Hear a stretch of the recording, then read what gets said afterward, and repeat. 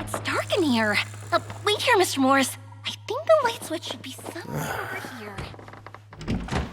Why did I have to get roped into this? What was that?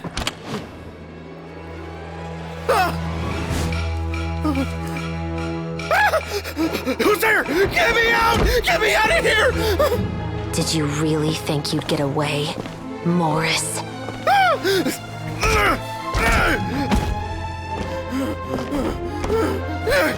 You've got the wrong guy! It wasn't me! I'm not the killer! You know, Eliza died a far more heroic death than this. She fought your assassin to the end, to save the children she had hidden beneath the floorboards.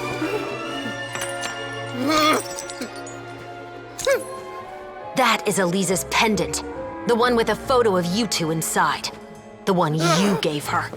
Ring any bells? It's a fake! It has to be! There's no way! No way your assassin didn't destroy it, you mean?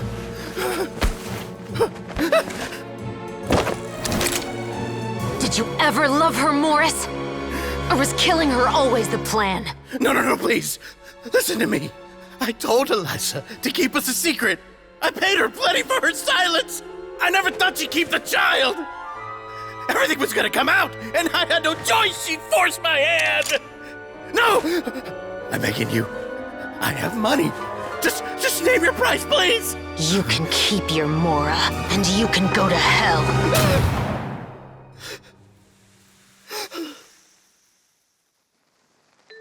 I'm Captain Shovraz of the Special Patrol. Morris, you're under arrest for Eliza's murder. Huh?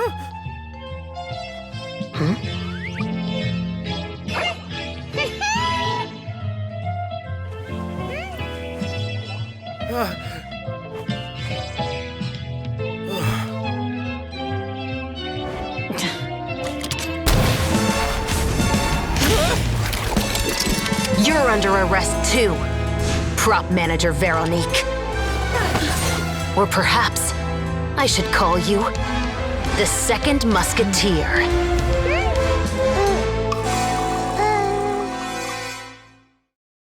Wait, what's going on? This wasn't in the script. Drop the gun, Veronique. Why? Why would you keep me from exacting revenge on this heartless monster? Drop your weapon. This is my final warning.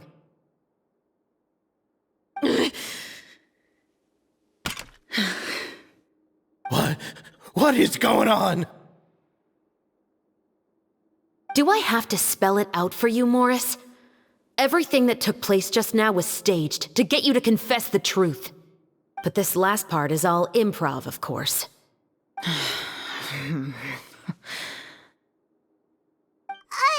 Shivers, you told us you wanted us to help you stage a play. You never said anything about the Second Musketeer.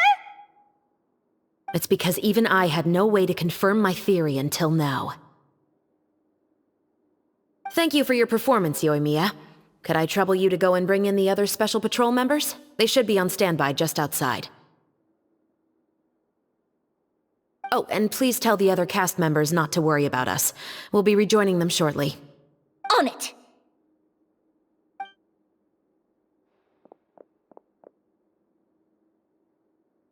So what do you think, Morris? Care to talk about what happened 20 years ago? My patience is limited, you know. Don't force me to take you back to the interrogation room. I'd wager that you wouldn't last for more than a minute in there. With the recording we made, you have no chance of winning in court. Cooperating with us now is the most practical move. All right. I'll talk. I hired an assassin to murder Eliza. She once worked as a maid on my family's estate. She was very beautiful, and after some time I fell for her. We kept our relationship a secret and carried out an affair for some time, but it wasn't long before she became pregnant. And if my parents ever found out, they would have stripped me of my inheritance and status, driven me out of my home. I also didn't expect Eliza to insist on bringing the pregnancy to term.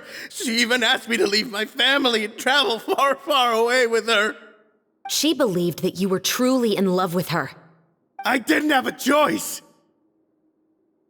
I gave her a large sum of mora, told her to leave the family and to get rid of the baby. But then years later, she sent me a letter. There were photos of 2 children, and she even asked if I could find some time to visit them. Huh? 2 children? Paimon thought Baptiste was the only... you mean... Even if she had the children against your will, you could have just ignored the letter entirely. Why kill her? I had just gotten engaged to be married to an heiress from another wealthy family. So if anyone were to find out about Elisa, my life would be completely ruined. I didn't have a choice.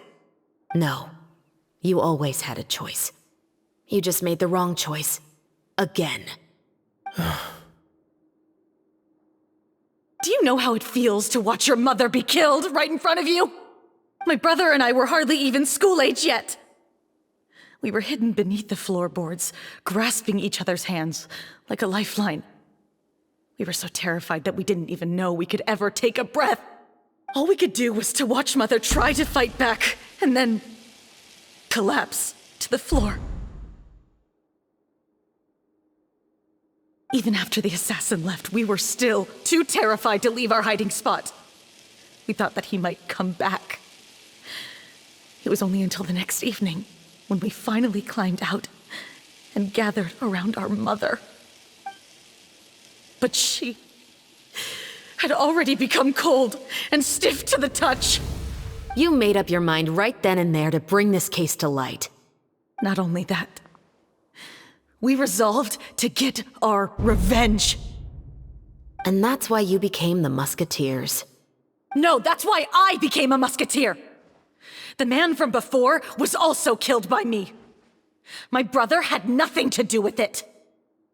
I figured as much. You did? I once told these two that he didn't look like a killer to me. His confession from that night also rubbed me the wrong way. I think what really tipped me off was, how could I not feel a sense of regret in him? Huh? He confessed faster than any criminal I've ever met, but he didn't say a single word about you. He insisted that he was the sole perpetrator in the case. But after the questioning ended, I disassembled the musket we dug up from his backyard, put it in front of him, and told him to reassemble it. Wanna guess how far he got? He had no idea where to even start. He's never touched a gun in his life. Based on that, I determined that he was not acting alone. He only surrendered himself to draw our attention and create a moment of opportunity for his partner. So, I decided to play along. And as expected, the second musketeer followed us without hesitation once she saw Morris get separated from the rest of the cast. Besides, why else would he call the novel The Two Musketeers? But how did you know it was Veronique?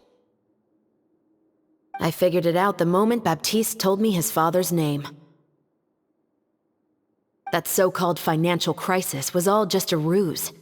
He just wanted to sign up as the investor and then leave the film without any source of funding. After all, he has a vested interest in minimizing the reach of this story. It's really just the same thing as what he did to Elisa all those years ago. Human scum. But then Xavier pulled out all the stops and got the film made against all odds. Morris couldn't have that. With the killer in custody, he figured it was safe to act. And so he came to visit the set today, just as I expected. Wait, so you were behind all those mishaps today?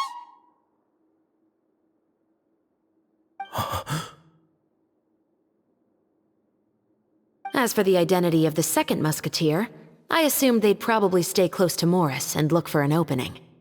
And if they already knew that Morris was the film's investor, then that narrowed the list of potential suspects as well. Furthermore, being the props manager would allow the culprit to avoid scrutiny by purchasing mechanical parts in the name of the crew. With that hypothesis in mind, I went back to check Baptiste's orphanage adoption records. Guess whose name I saw on the same page, just a few lines from his. My brother. He trusted you. As in, he trusted me to perform the deed on his behalf? He trusted you to stand on the side of justice. I am. I thought you could do it as well. Oh, the look on your face when you told him to go to hell. I really thought you'd put a bullet in his brain. You know what he has done. Are you telling me that you'd rather see him spend the rest of his life living like a king in the fortress of Meripede? I will never be able to forget the feeling of my mother's cold, lifeless hands. And you would call this ending fair? Is this what you call justice? I won't lie, Veronique. I did hesitate when your brother first told me about the truth. I wondered. I agonized over whether I should really put a bullet in his head. So why don't you? Because that should never be how justice is carried out in this world. Perhaps, to you, justice is simply reciprocated. An eye for an eye, and a life for a life. But everyone has their own understanding of justice. If everyone were to pursue their own definition of it, there would be no more order in this world. Today, you'll kill Morris, and tomorrow, his children may come for you. The world cannot render judgments based on a desire for revenge. That will only lead to a cycle of revenge, as well as the destruction of order and civilized society. Fontaine is founded on a set of laws and a standardized code of justice. That is why we are the nation of justice. But with all that said, I will promise you this. Morris will not lead a cushy life in the fortress of Meripede. Chevreuse, the rest of the special patrol is here. Thank you so much, Yoimiya. Letelier, Terena, please take them away.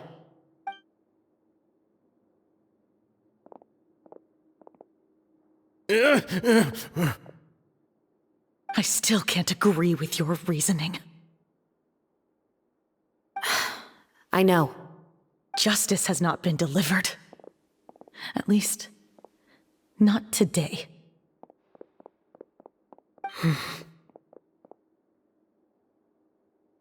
Chevreuse.